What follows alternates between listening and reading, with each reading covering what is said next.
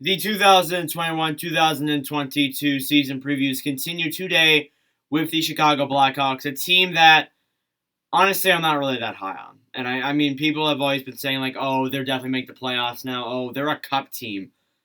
I can't see it, to be honest. So, but anyways, we're gonna look at their key departures, their key arrivals, because there's a lot of them. Look at their projected lineup and ask the question, do they make the playoffs? But first off, if you're new to the channel and you have not already subscribed, I really would appreciate it if you did so. We're getting really close to 1,000. We are only 17 away, which is crazy to think. But yeah, I won't waste any more of your time. Let's get into the preview. So last season for the Chicago Blackhawks was not terrible, to be honest. They went 24, 25, and 7 for 55 points. They finished 21st in the NHL, and they missed the playoffs. They finished 6th in the very competitive Central Division. So, really, in all honesty, if there wasn't just teams that just started rising up all of a sudden, like Dallas started rising up, Nashville started rising up, you have the 3 other teams that were in the playoffs, they probably could have made it, honestly.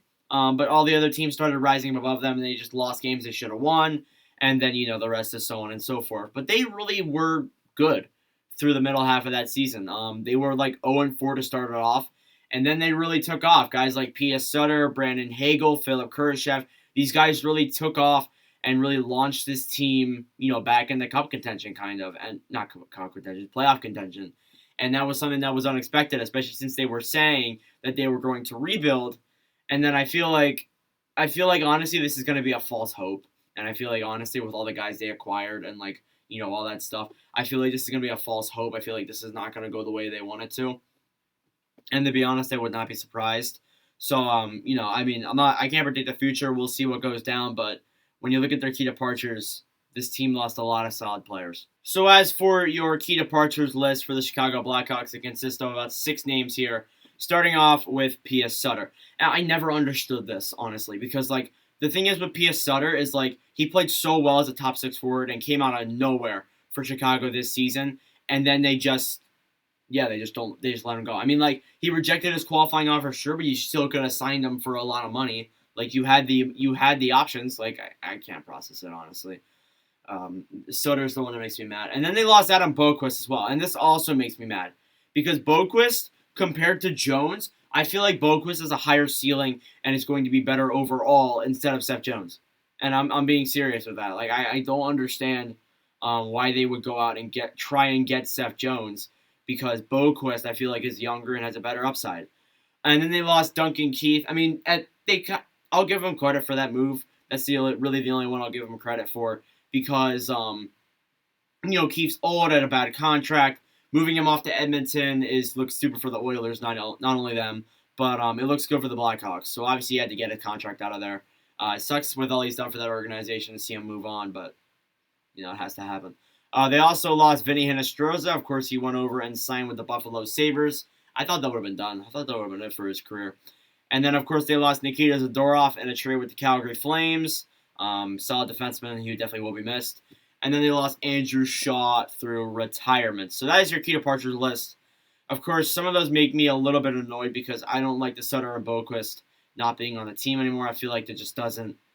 I don't like it, honestly. I feel like those guys are going to be solid players that they wanted for their future. And I don't understand their key arrivals too much either, though. So looking at your key arrivals list here for your Chicago Blackhawks, you have starting off with Tyler Johnson. And Johnson, he'll be a solid second line, solid third line center. Or for this team, I think he can be very solid on that remarks. But, they traded away the Brent Seabrook LTAR, which obviously they wanted to get out of there. So that's a good move. I'll give them that one too. They also got Jujhar Khaira. Khaira, I think, is a very solid depth forward. He won't play too much, but I think he can be solid. And then they acquired the legend, Seth Jones. Seth Jones. The thing is with Jones, like, it's so interesting that, I like Jones. I don't have a problem with him, but I feel like he's kind of declining, and, like, teams way overpaid for him, being genuinely honest with that. And then they also acquired his brother, Caleb Jones, which I think is going to help out with his play. I mean, like, they're trying to just do what the Hughes brothers are doing, and, like, they've done it, like, it's happened, like, 3 times, and not just with Chicago. Like, it's happened twice with Chicago. Kale McCarr has Taylor McCarr, like, and then, of course, the Hughes brothers, like, there was another group of people, like, I I can't. Anyways, moving on here, they would acquire Jake McCabe through free agency from the Buffalo Sabres. I'll give him credit on that move too. Very solid defenseman. I think he will probably play, honestly, top line minutes, to be honest. And then, of course, they acquired from the Vegas Golden Knights Marc-Andre Fleury. Now, Vegas has been trying to move up Marc-Andre Fleury for so long. And, people must have forgotten about that. So, yeah, it's unfortunate that he's not in Vegas anymore. But I think he can be solid with Chicago. But honestly, when I look at that blue line, I'm not too sure how it's going to do in front of him.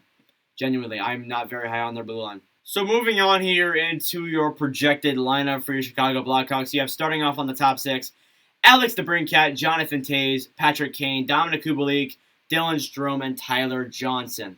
Now, when I look at that first line, first off, welcome Toews back to the lineup. I don't think he'll play first line to start off. I think Strome might take that move, but I think that, Toews will start off on the second line, maybe third line, kind of try and get back into the flow instead of just throwing him up to top competition right away. So we'll see how that goes for him, but honestly, I wouldn't have a problem with Toews being on the first line. Then, of course, you have goal scorers in DeBrincat, who I think could honestly be a dark horse for the Rocky Richard, and that's a hot take, right? That's a hot take on its own.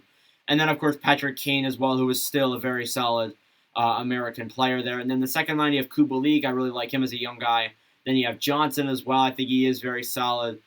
He's been solid on Tampa. I think he will do better in Chicago. He gets criticized for his bad contract, but honestly, it's not terrible. Then they have Strome as well, which Strome, if he fails this season, he's done. He's gone. And honestly, I think that might be it for his career too. He has not really gone up to the level people thought he would be. So if he is bad this season like he's been in past seasons, I'm not too sure if they keep him around. As for the bottom six there, you have Brandon Hagel, Henrik Borgstrom, and Kirby Dach.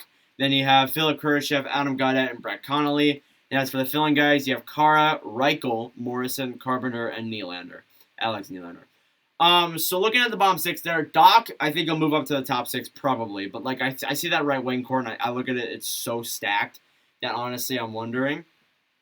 And then, of course, I like Brandon Hagel as well. I think he's a very solid forward. Borgstrom, I've always had a lot of faith in. I've never really seen him develop. He just hasn't played in Florida. We'll see how he does on the third line at Chicago. Kurashev is solid. I think he might not even play fourth line. He may even rise himself up to the plate and maybe even play better. And then, of course, you have Gaudette, who hasn't really improved on the NHL level yet. We'll see how he does. And then you have Connolly as well.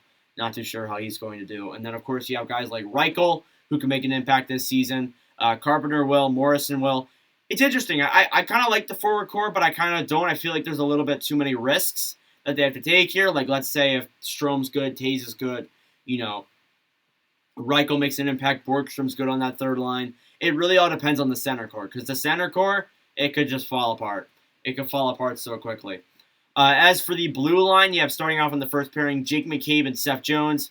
Then you have Calvin DeHaan and Connor Murphy. Then you have Caleb Jones and Ian Mitchell. Then you have Riley Stillman and Wyatt Kalynuk. So that is your defense there. I don't mind the first pairing, McCabe and Jones. It's a solid pairing. DeHaan and Murphy, it's all right. It's all right second pairing. And then Jones and Mitchell. Ian Mitchell getting his first chance on that third pairing right defense. By default, Calvin DeHaan will probably be playing on the right side. But I thought I would give Mitchell a chance and see how he can do. And then, of course, Stillman and Kalynuk. Kalynuk will make an impact. Stillman, of course, not so much. So the defense, I don't have a problem with. I'm a little bit sketchy on the right D side. That could become a risk. And then, of course, on the goaltending, you have Marc-Andre Fleury and Kevin Lankinen. So that's a solid goaltending tandem. That's really the only thing that I really kind of like about this team. I don't mind the top six. I don't mind the bottom six. There's just too many risks. There's too many risks that the Blackhawks are taking, because if all these go wrong, that's it. They're done. No doubt. So it really depends on those guys. But genuinely, I look at this team and I'm like, all right, it's not a bad team. But honestly, I look at the Central and I'm like, eh. And now moving on into our final question facing the Chicago Blackhawks. Do they make the playoffs? And honestly, I've been so bouncing back and forth on this. Yes, no, yes, no, yes, no. I don't think so. I genuinely don't like what they're doing. I really don't. I feel like they should have gone the safe route and tried to rebuild. But no, they decided to trade for Seth Jones. I feel like this is like a false hope for this Blackhawks team, and I feel like this could really bite them in the ass. In all honesty, I don't think they'll make the playoffs, but I don't think they'll be terrible. They'll probably finish 5th, maybe 4th, if you want to argue that, I guess. But I mean, if they're 4th, they'll make it. If they're 5th, it's not guaranteed. But like, I don't know, honestly, and I don't really think that this team has enough core. And like I said, there's so many risks on that forward core that if even one of them goes bad, they're in big trouble. So let me know what you guys think about the Chicago Blackhawks in the comments below. Thank you all for watching. Tomorrow will be the Carolina Hurricanes. Then we'll move on and finish up the series before the end of next week. So thank you all for watching. For Sports Late, and I will see you guys in the next video. Adios.